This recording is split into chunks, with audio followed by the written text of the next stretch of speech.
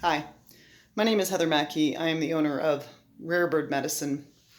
Today I wanted to talk about reality. What is that?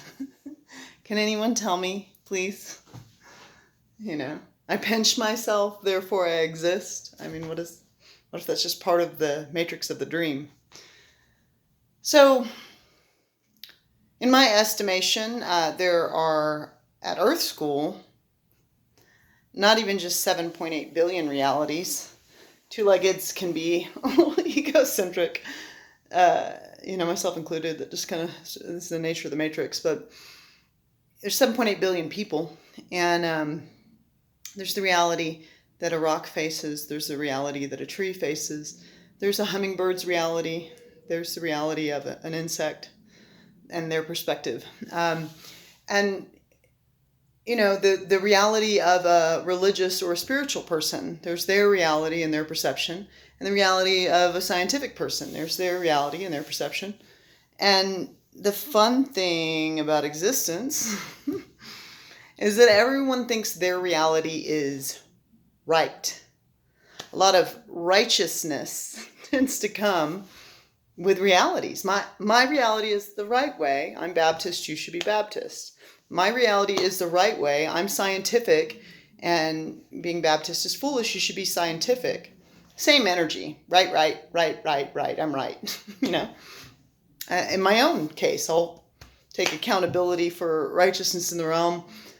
I am spiritual, metaphysical, multiverse oriented. I'm scientific and spiritual, and can be religious and scientific, and believe that all the realms can exist.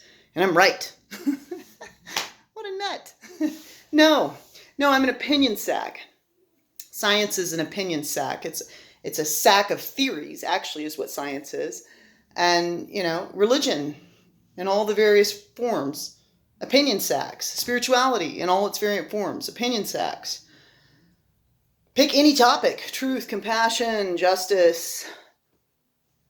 Opinion sacks on those topics. Opinion sacks. A bunch of opinion sacks. And, that's kind of the nature of being a two-legged.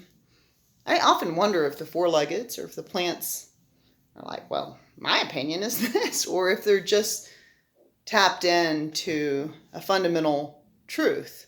And I often have wondered about that. Is there a reality? Is there a reality that is the truth about what reality is? And is it possible that reality could be singular path or very linear in its orientation? Like it's just science, or it's just this one religion, or it's just this, only this one path is the truth. I have a great reverence for the quantum physicists that speak of multiverses, as if there are an infinite number of probable realities, and if they all exist simultaneously, these infinite paradigms, once we entertain the concept of multiverses, there's not just our universe with its issues in the current hours. There's an infinite number of universes. And once you start looking at possibility from a perspective of multitudinous pathways, many, many paths, and, potentially circular, not linear. The human brain, oh, how I delight in it as I study it, because we have stereoscopic vision. Two-leggeds see stereoscopically. And there used to be, before the viewfinders that I would use as a kid and love, there used to be stereoscopes where you would take 2D images that were slightly different in their locality, in the way they were positioned, that you would take those and put them in front of these glasses that you would put on, and your mind would take the two images and make them 3D. And when you put on those glasses with those two 2D images, you would see a 3D image. So can we say that our eyes are not reality? They're not a very realistic tool. And interestingly, all science is gauged by eyesight. Is it a lady or a vase? Is it a lady or a vase? Like, how accurate is your eyesight? The instrument, the primary instrument that is utilized to prove scientific quote-unquote facts, which are all fundamentally theories. It's a theory that the sun will rise tomorrow. It's a consistent one. Still a theory. Who knows? Maybe in an infinite number of the multiverses, a bran muffin rises, as a good friend once said to me. Like, how do you know? A true scientist understands it's all theory.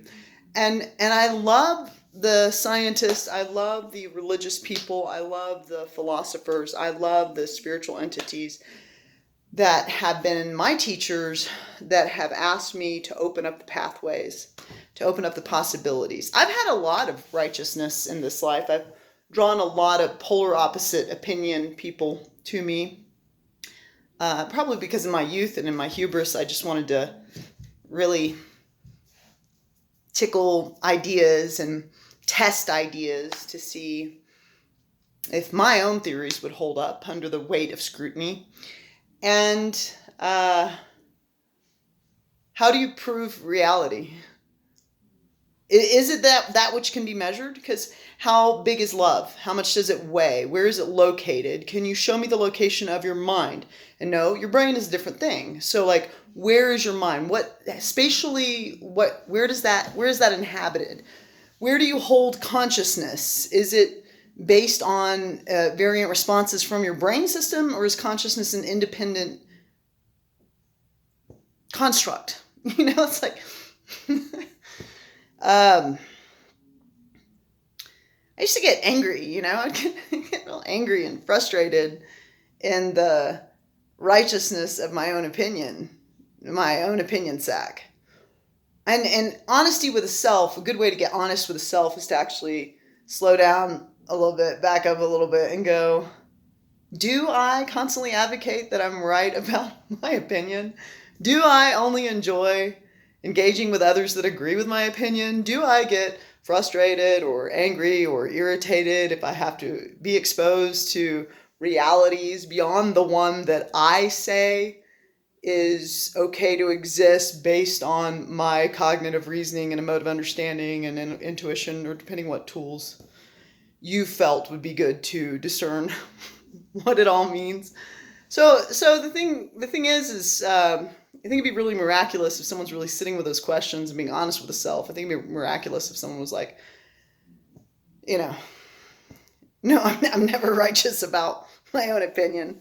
You know, I've often wanted to just be surrounded by like minds, which means I've spent a lot of time alone because I'm such a strange bird, you know, and that's fine.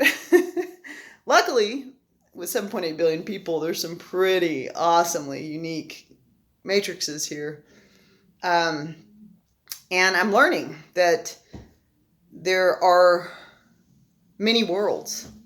Irrespective of what can be measured, irrespective of your philosophy, irrespective of your religion, irrespective of your spiritual path, or any of these paradigms of what does it all mean? Who am I? Why are we here? These bigger questions. What is reality? There's fundamentally no way to prove that your entire lifetime has been a dream. How can you prove whether or not you're in a dream? Prove it. Show me the evidence. I'll wait. This Cat Williams says, I'll wait. You know, good luck with that. And prove all these components of life that are non-measurable, you know, and prove that your Baptist path or your metaphysical path or that any given path is the only path and the right path. Prove it. If you get honest with the self, you'll go, actually, this is my opinion. In my opinion, you should follow these laws, you know, that I follow. And in my opinion, it helps me to remember that I'm just an opinion sack. I'm not right. I'm just a sack of various opinions based on my value system, my exposure, what I've read, what I've absorbed, what tools I've used to exist in the world. I'm just one of 7.8 billion opinion sacs in a two-legged vessel, you know, the concept of that, and who knows how many alien, if we trust mathematics, if mathematics is reality. But honestly, there's no way to even prove reality. I mean, if you can't even trust your eyes, you can't even trust your eyes. Magic eye. Is it a lady or a vase? Oh my gosh, we drew somebody with multiple eyes and lips, and it makes my brain do that. You know, like it's a tricky business to be right down here at Earth School. So I wanted to take a little time today to acknowledge all those teachers out there. And in my experience, they're very advanced and few and far between. Christopher S. Hyatt wrote a book called Undoing Yourself, in which he talks about this. And I found great wisdom in that concept of that text, which is just challenge your own beliefs. Do you hate pink? You can never wear it. Are you sure? Wear it every day. Wear it every day for a month. Make sure that that's not some rule that you've decided is the truth in your belief system.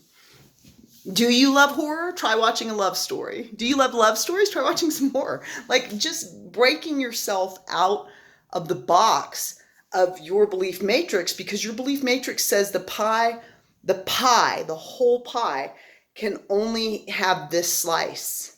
And I got to get everyone to get on this slice because the rest of the pie's rotten. This is the right slice. It's like, no, it's one unified pie, guys. Like, slice it up however you like, but know that, like, all the same ingredients went into making that pie. And you know, do we want righteousness about reality to be the thing we're predominantly advocating and doing down here?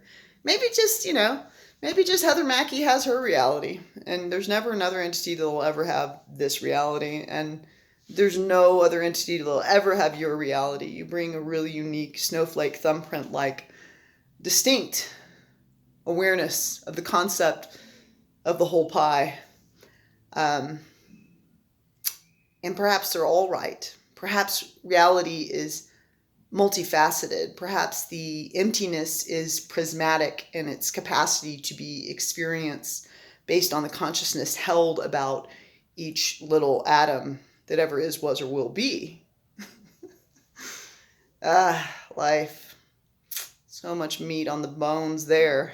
But don't worry, it'll rot off. Death is imminent. Oh, bless it. You know, I find one of the greatest ways to make peace with reality is to meditate on death, to meet those that will soon be dead, or to hang out with the dead and dying. Because there are probably far more things in heaven and earth, Horatio, than you and I have ever dared to dream of. Far more things. So to all the many realities out there, the billions upon billions, when we calculate all the galaxies and all the infinite probable life forms that exist and what we conceive and perceive to be true, thank you. Thank you for making that pie so diverse, so delicious, so infinite. So infinite.